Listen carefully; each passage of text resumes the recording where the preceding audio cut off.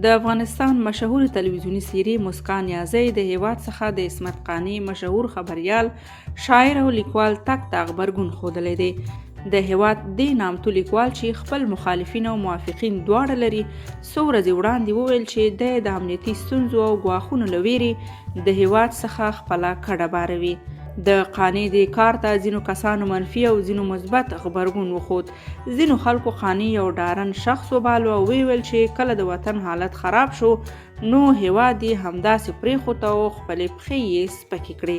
خو ځینې کسانو بیا قانی حق په جانبه وباله. له دې کسانو څخه یو یې هم مسکان نیازی ده. مسکان نیازی هغه کسان ناسم بللي دي چې عصمت قانی ملامتوي.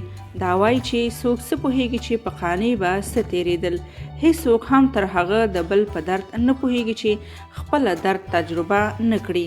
مسکان نیازی ویلي چې هغه کسان چې قانی په دې ملامتوي چې د خپل ځان او ژوند لپاره د هیواد څخه ځي نو دوی به هم ورشي او خبر بشي. په ټوله کې مسکان نیازی د عصمت قانی ملاتړ کړی دی او ویلي دي چې د ځان ژغورنې په پار تللی. هغه کسان چې قانی ملامت بولي هغه وخت په حقیقت پوهیدی شي چې د دوی په سر دا ډول پیښې ورسي.